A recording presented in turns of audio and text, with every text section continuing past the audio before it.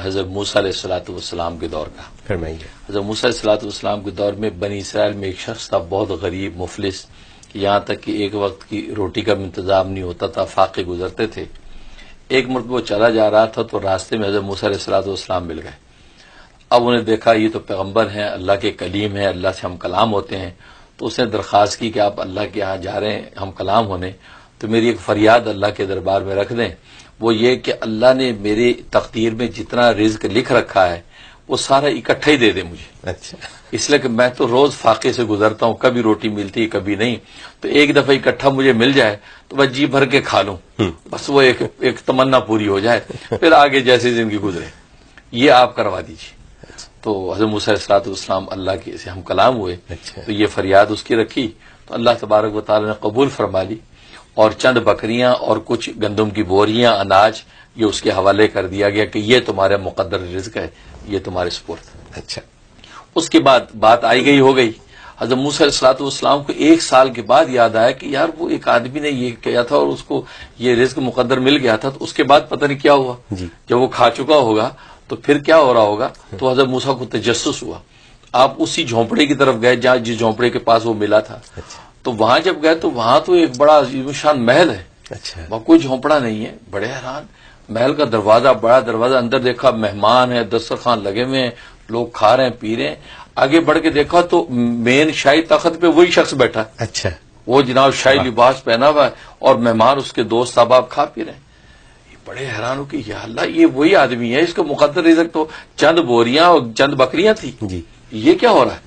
فوراً اللہ سے ہم کلام ہے رب ذوالجلال، یہ کیا ماجرا ہے؟ اس کا مقدر رزق تو مل گیا تھا اور یہ آدمی آج تو یہ شاہی خزانے لے کے بیٹھا۔ تو اللہ تبارک و تعالیٰ نے فرمایا کہ اصل میں اس نے میرے ساتھ تجارت کی تھی، اچھا، اور تجارت میں اس کو نفع ہوا۔ واہ، تو حضرت موسیٰ علیہ السلام نے کہا رب ذوالجلال کون سی تجارت؟ کا تجارت اصل میں اس نے یہ کی تھی کہ اگر یہ خود اپنے ذات پہ خرچ کرتا تو اس کا اتنا ہی تھا جتنا میں نے دیا تھا، وہ ختم ہو جاتا،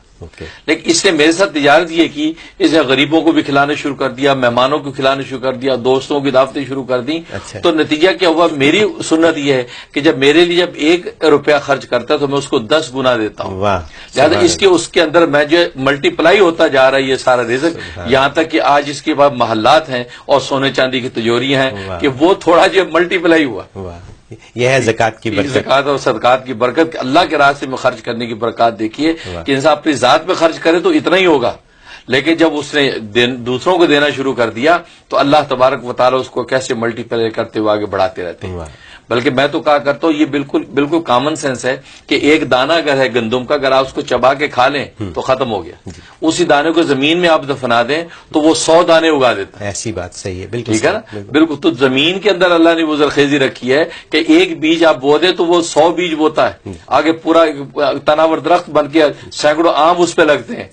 لیکن اگر ایک آم آپ نے کھا لیا تو ختم ہو گیا۔